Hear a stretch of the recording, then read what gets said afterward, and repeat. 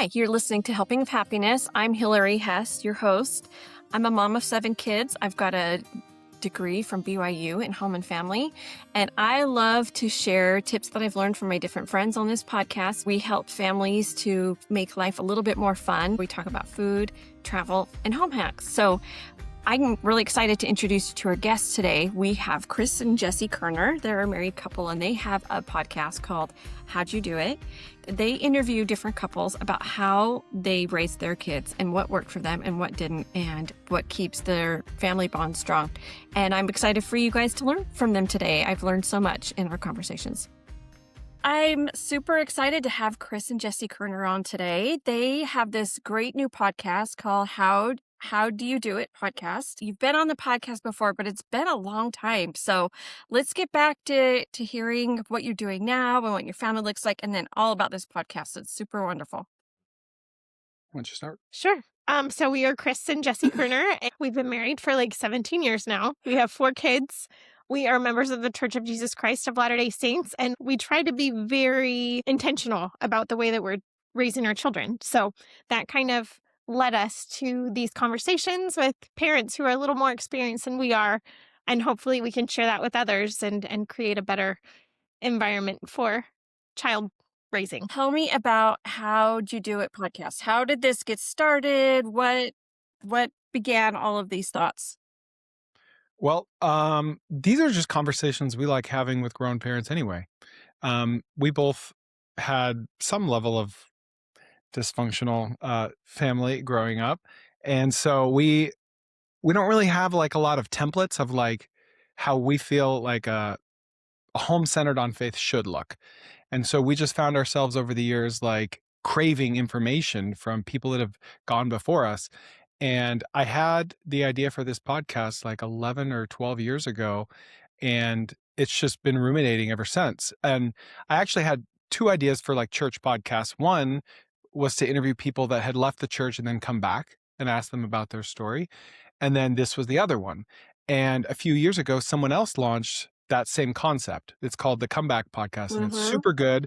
And she's better to launch it than me because she left the church and came back. So she has this interesting perspective that I don't have. And so I saw her success, and that podcast it took off. And I thought, man, I still need to do that other one. And so 18 months ago, we started recording episodes, and it's just one of those things that was never urgent, because we're not trying to make money on it. It's just like a passion project. So we just had these 5 episodes filmed and edited and just been sitting there in our Google Drive folder for over a year.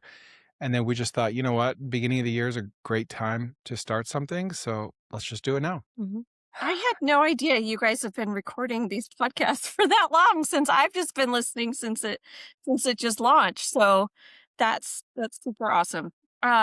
We have a little fur baby on here. There you go. Oh, a little show and tell. So this is the newest member of the Koerner family. I love it. Yes. This is him. This is Flapjack. Hello, Flapjack. Welcome to the podcast. We haven't ever had a dog on the podcast before, so this is super fun. Probably for good reason. I love it. Hey, we've had babies. We've had dogs, so it's great. We're getting the real family view. I love it. That's it. This is it. He's our only kid left at home. I love it. I love it. At least during the day, right? I guess they'll come home after school, right? Yep. Yes. Okay, so I would love to hear some of the intentions that you guys have done as parents before we get into more of like what you learned from the podcast. But what are some things that you guys have already been doing that you feel like have been really helped your family to have some success? I think just from the beginning, we kind of tried to be consistent, setting clear expectations of like jobs that we want our kids to do, like creating charts, giving rewards for completing tasks, like just helping to establish routines that will hopefully set them up for success long term. That's one thing I think that we've done okay. Yeah, and honestly, like, we don't know how we've done. Nope. We won't know until the next life, most likely. So we're just kind of hoping and guessing that we screw up less than we get things right. I know that feeling. 100%. Yep. I love that. What are some takeaways you guys have learned from the guests that you've been interviewing? Mistakes are going to happen. Like, we might think we know exactly what we're doing or have an idea, but we have to be flexible. We have to give ourselves grace. We have to give our kids grace because mistakes are going to happen on our part. They're going to happen on the kids' part. And it's just kind of learning to accept that and adjust and move forward. One like super interesting takeaway for me, we've recorded 6 now, is every single parent has said that they regret being too strict. And that's a question we ask all of them. Do you regret being not strict enough or too strict? And I think if you have a parent that's just trying to do the right thing, right? Which I think most parents do. Maybe that's overly optimistic, but most parents care about how they are as a parent. I think if you're that parent, you're probably more likely to be more strict than not strict enough, right? Because you love and you care and you don't want them to go off the rails. But it's just so interesting talking to parents that have perspective that we don't have because their kids are already gone and they've seen how they turned out. And they're like, yeah, you know what? It really didn't matter how long my son's hair was. It really didn't matter that X, Y, Z. Like, I just needed to love him and be there for him. And that is so hard sometimes.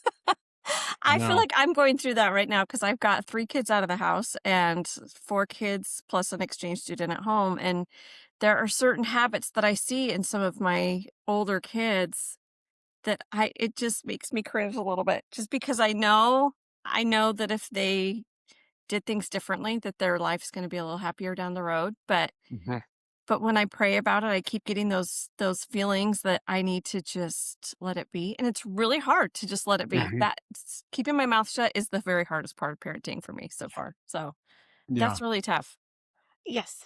Yeah. I think part of it is to realizing when the small things aren't as important, kind of zooming out and recognizing eternity is a really long time. And as long as we are loving our children and we are modeling correct principles, things are going to work out.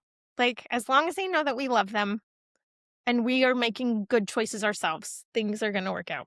Keeping those connections. And yeah. And I think it's hard like deciding what a small thing is. We've got a child that is extremely bright, but he just does not care about his grades. And so his grades suffer. And it's like, you know, we know our kid's potential. And if it was a different kid, it's like, you know what, you're doing fine. This is okay. But for him, it's like, you're not even trying. Like, you're literally just not even turning in assignments. Like, you're just not turning them in. And so it's caused all this friction over this last semester, just like battling about his grades. And then I had an episode with someone just last week, and I was telling them this story, and they said, we had a son just like that. And I'm like, well, how did he turn out? And they're like, he turned out great. He kind of had to take the longer path because of his grades. His grades were never even close to his potential. He was gifted, like objectively. And he says today, really wish I would have cared more in high school. And we told him, but what are you going to do? And at the end of the day, like, how is that story different than us, like, reading our scriptures and getting the exact blueprint? We know exactly how to skip the line and have an easier life, and we just don't do it. But like, we kind of have to do it our way because that's how we really learn. We don't learn by just hearing theory, you know? Oh, that 100%. I also had a son that was like that. Brilliant. Kills me. Same thing. Assignments in the backpack. Just didn't hand them to the teacher, you know, and you're just like, oh my goodness, why are you not doing this? This is killing me. But so far he's doing great in college. It's like he wants it now for himself. And so that's what has to happen. They have to want it for themselves, and you can't force that. Yeah. No matter how hard you try. Yeah. It's so hard though. It is so hard to just let them fail, right? Letting your kids fail is so hard. Yeah. Oh my gosh. Okay, so what is some intentional work that you guys include in your family life? Because at least from what I've heard on the podcast, work seems very important in the themes of people. And I know that you guys feel the same way because you're both really hard workers. Thanks.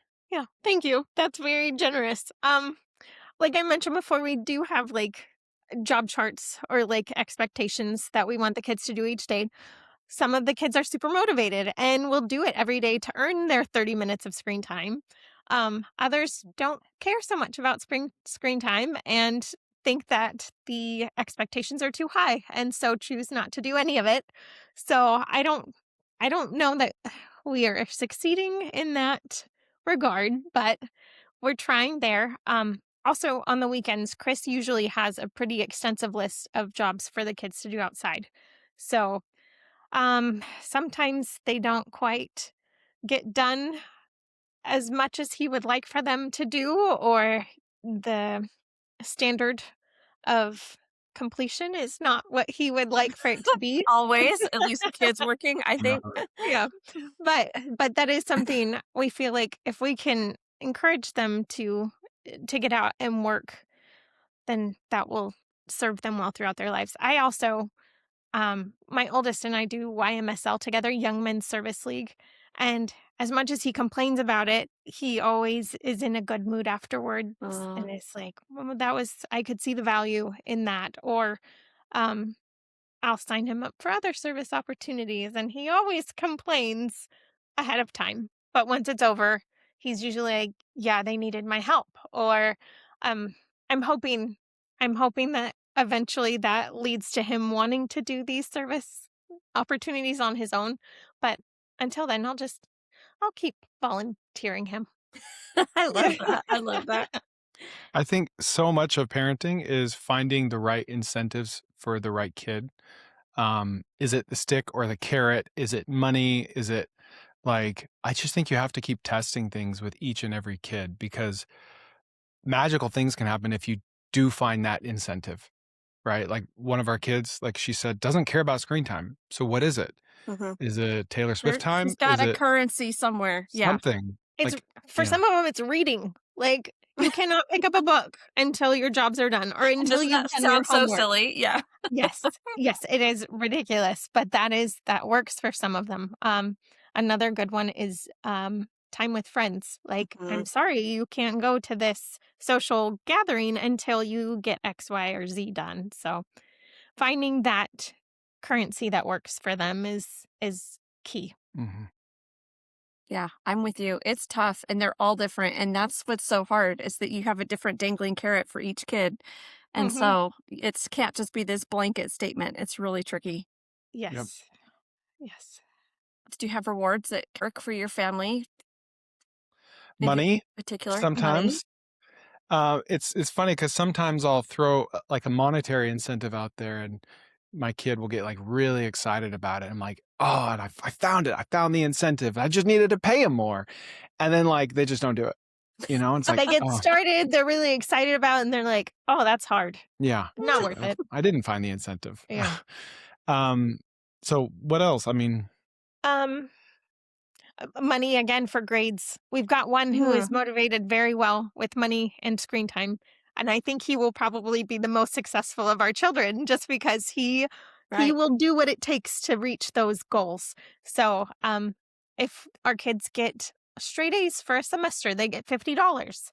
If they get A's and B's, they get $20. If they get alphabet honor roll, which we have termed it A, B, C's, and D's, they get nothing. So Alphabet honor roll. So, yeah, we've got one who consistently gets his $50 each semester, and then a couple others who just they're happy. They're happy with the whole alphabet. So, No, I love yeah. that you said that. My husband had just told my daughter that she could start having $50 because she's just started high school and had all A's her first semester. So my Good for oldest is her. going to be feeling like we really gypped her on money because she had really good grades going through high school and we didn't have that. But she didn't ask, so we didn't do Right. it, right? Yeah. So Right. Her motivation was the yeah, grades themselves. So, yeah, yeah, she yeah. didn't need it. She was already doing great on that. But I love that. For me, it was the Bath and Body Works basket. My dad, if I got good grades, would let me go Oh, to Bath and Body Works and pick out a basket of lotions that I wanted. So probably that about could work. $50. Who knows? It worked for me. Yeah. Yeah. That motivated me every semester. Once he found my currency, he was all set, you know? So I love it. There was a time when it was like, if you do all your jobs in a week, you can go to the bookstore and pick out a new book each week.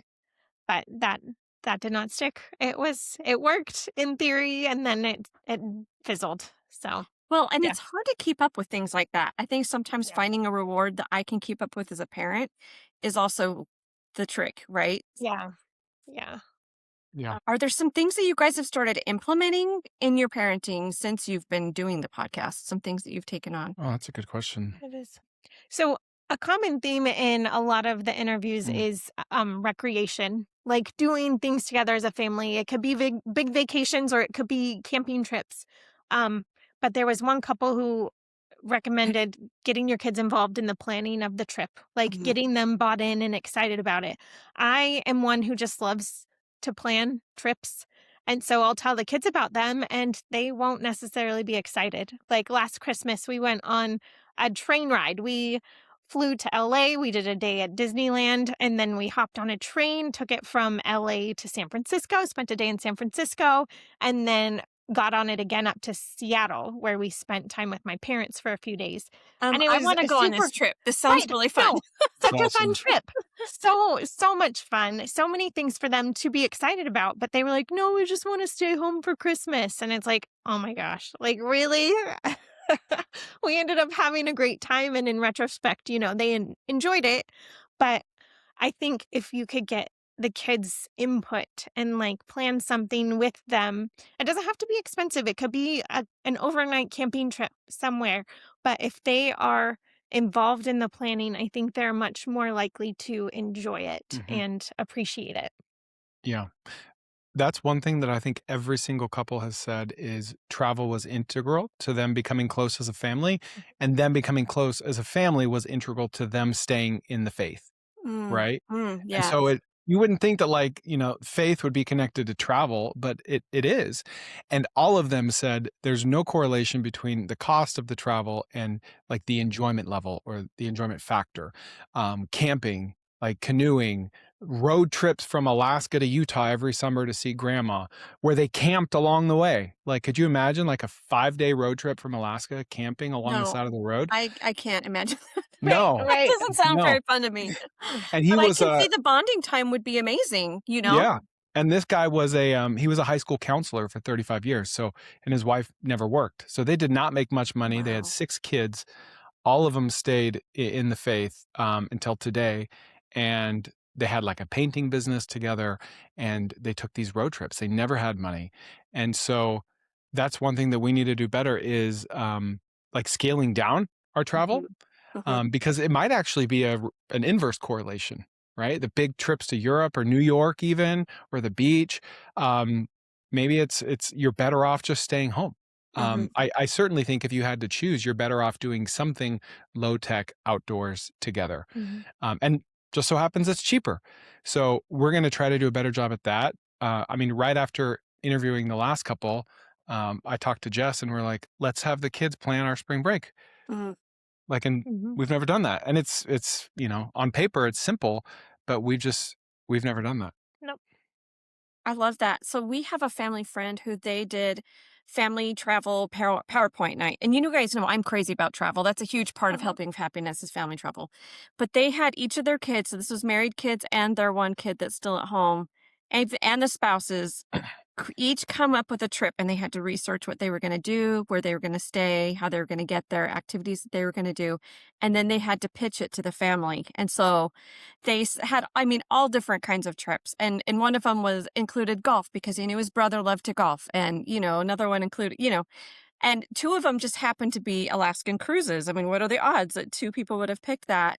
And so they picked it and they went on it last summer and they Mm. had so much fun. And so Mm. now they have this list of trips that they know their family wants to do and they can just work their way through it. And I thought that was so brilliant. Yeah.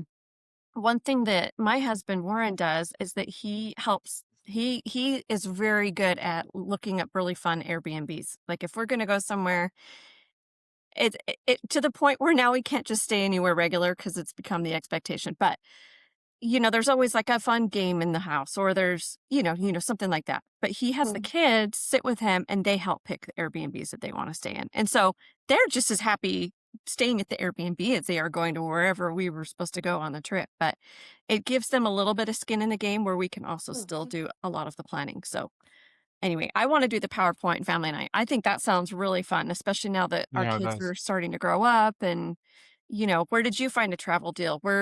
What sounds really fun to you? It's just kind of a fun thing to do.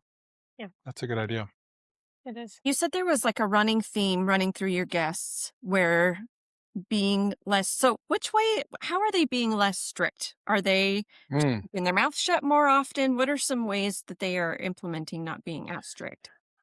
I'm thinking of the Meldrums. Um, they, I don't know if you heard that episode. I did. I listened. They're Okay. great. Yeah. They're great. So they had Jay Meldrum grew up with the rule of no PG-13 movies. And so he implemented that into his family. And his wife was like, really? But they did it.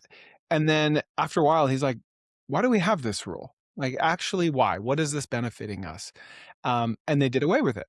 Because it was kind of causing a little bit of contention within the Yeah. family, too, because Jen wasn't super sold on it, and the kids were over 13 and couldn't see the value of the rule anymore. So they discussed it, and they amended it kind of like on a case-by-case basis. So I think showing the flexibility with the children, like having that structure, but then also listening to the children's input and kind of coming up with a plan together, I think was really, really helpful for their relationship and for, again, having the kids buy in to the reasoning and the rule moving forward. So I think the more we can include our children in our decision making and our rule making and things like that, like the more willing they are to adhere to those rules or decisions. Yeah, and we had two different couples talk about keeping the Sabbath day holy and how one of their children had an opportunity to do something on Sunday that they wouldn't normally allow. And they said, up to you, your choice. And one was a state championship lacrosse match, which they lost terribly. And they never said anything, but he was just like, I shouldn't have done that. And then the other one was a birthday party. And this was Sister Valentine. And she said that she gave her daughter the choice. You can choose. And the daughter said, okay, I'm going. And then after she said she was going, she just ripped into her. Just like, what are you doing? Why would you do that on Sunday? And she felt so bad about that and never forgot it and apologized to her. But I think a lot of it is agency, like respecting your child's agency a little more as they get older. And on a tactical level, one thing that we've kind of planned to do is with phones. So our oldest is 15. He's the only one that has a phone today. We plan to get our kids phones when they turn 14. So our daughter will theoretically have one in a few months here.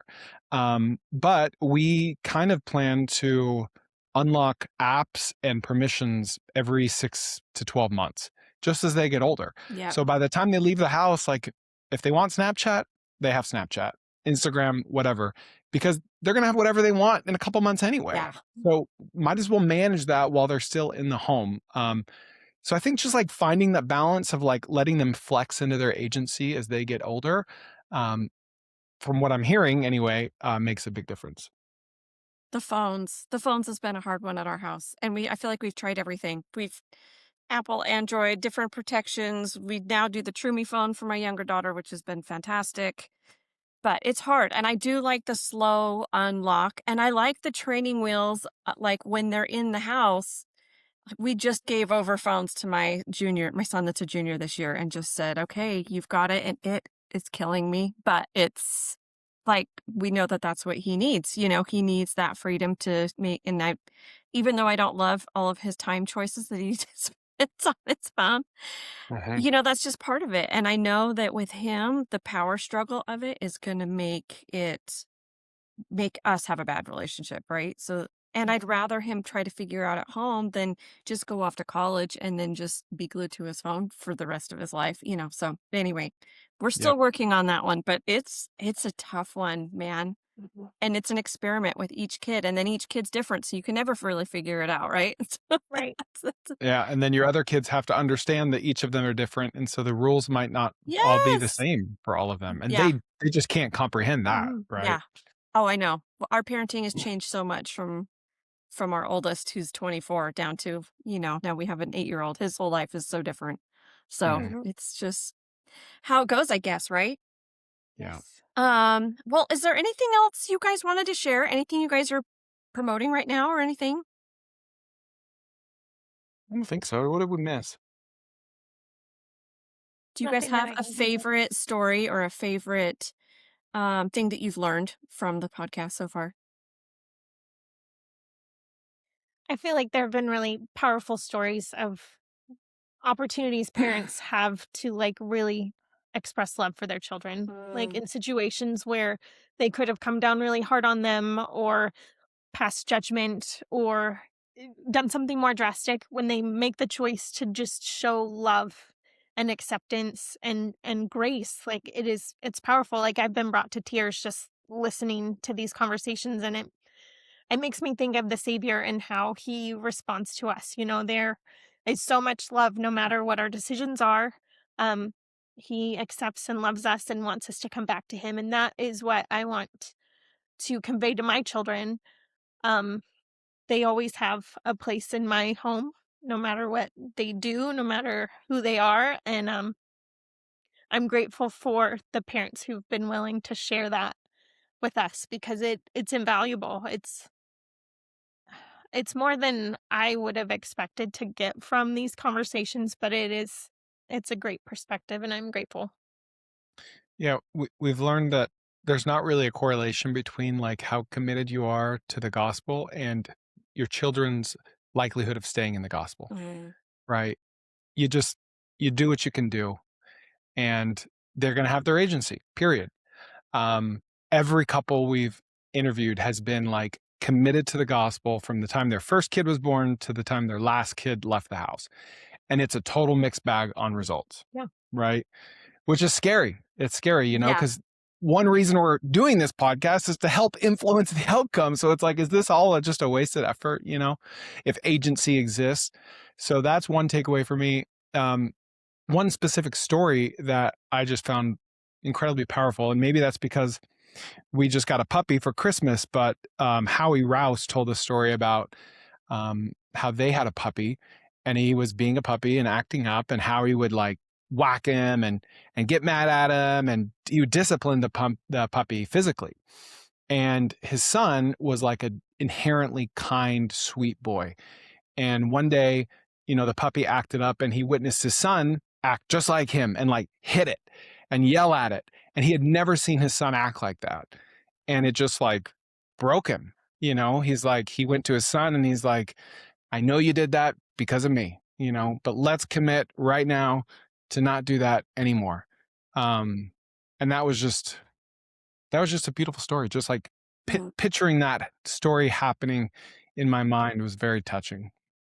And how much our kids are watching us, right? Yep. I love that. Sharing your example. Well, let's tell everybody where we can find your podcast. It's called How'd You Do It? On any podcast platform or YouTube. Okay, love it. And listen in. I've listened to every episode so far. I'm loving it. I can't wait for more to come out. You guys are doing a great job.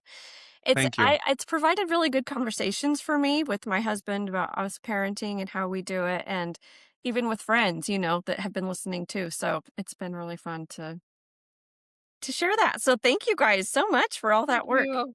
Yeah. Thank you, Hillary. We appreciate that. It's awesome. Okay, well, before you go, I'd love to do our 3 helpful and happy questions. We love to do this with all of our guests because helping of happiness is all about finding a little more happy in family life. And the way we tackle that is through family recipes, family travel, and little home hacks. So my first question for you to see how you do it is, what is your favorite food or meal?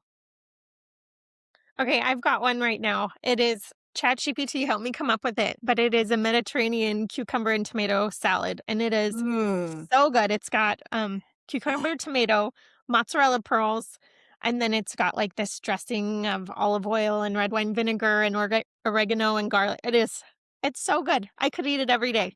Oh, it sounds so we have fresh been. and Yes. lovely. Very He's good. like, can we have it It is every day? good. Yeah. I put it on a slice of sourdough toast a couple days in a row. It was like a bruschetta. It was so tasty. Jessie knows my favorite meal, and it's lemon chicken pasta. I Okay. always ask for it. I will never get sick of it. I get sick of it, so I don't make it that often. It's just linguine made with like 6 different lemons, the juice, the zest.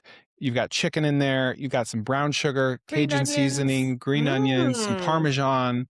Mhm. It's just incredible. So It's good. Cajun, so it's got a little heat to it then, it sounds like. Just a little. Mhm. Yeah. Oh, fun. That's really fun. I'm thinking of like this creamy, like an Alfredo-y, lemony. Mm-mm. So no, this is different. Oh, I love that. Mhm. Oh, we're Yeah. Should gonna I have to share try that. recipes with you, Yes, Hillary? please Do it. Okay. share. Okay. I love trying new things. It's like the spice of life, right? We got to Yes. keep things changing. Yes. Okay, well, let's move on to travel. We've talked a little bit about travel. I know you guys have done tons of trips, 50 states and all kinds of really cool things with your family. So what's the best trip you guys have ever gone on or even a dream vacation? Well, I think we're both aligned in the 50 states in 60 days was our favorite trip ever, Oh but my gosh, that's I not forgot our it was in 60 days. I can't yeah. believe you guys did it in that short. That one's not so practical. Like I don't know that a lot of people will be able to copy that one. One of my current favorites is we surprised the kids with a cruise over fall break. So that that was really fun. I just loved we were there, just the 6 of us. I mean, there's a whole community of people on the same boat, but there were just so many opportunities for the kids to spend one-on-one time and for us to spend time as a family. That's one of my favorite trips right now. So fun. Where did you guys cruise Mhm. to? Um, St. Thomas and Puerto Rico and Coco Cay. Mhm. So fun. I haven't been those Yeah, places. That sounds yeah. like such a blast. It was very fun. Yeah. What about you? 15, 60, easily. Yeah. Yep. That's so great. So great. That's on my bucket list. I would love it. 50 states. That sounds just so much fun to me. And I want to eat like the iconic food in every state that I go to. That's my Yes. favorite part of it. Yep. Yes. So, so awesome. Okay. What about, do you guys have a home hack for me? Mm, surely we do. Well, I don't like chopping onions, so I Oh, always buy them frozen. I buy frozen chopped onions. That is that's one what of I need to my start hacks. doing because I hate chopping onions. They make me cry Mhm. every single time. Yes. So that's an easy one. But I don't know if you're looking for something better. No, I think any hack is a good hack. We're all just trying to find ways to make home life a little bit easier, right? Yes. Yeah. That's mine. We have one of those like French fry presses, you know? Hmm. And if you're making mashed potatoes and you want to make them fast, you just throw them through there first before you boil them, and they'll cook a lot faster. There you go. Okay, I love Mhm. that. And it sounds Mhm. like a very quick chop instead of getting it there with your Yep. Mhm. knife. Love it. So good. Okay, guys, thank you so much for being on. I sure appreciate you guys sharing No problem. all Thanks for having about me. your family and how you're working hard to make things better. I love it that we're all in this boat together, just trying to do our best. That's Yes. right. Yes. Thank you, Make Hillary, it for all better. you do. We appreciate you. Oh, thank you.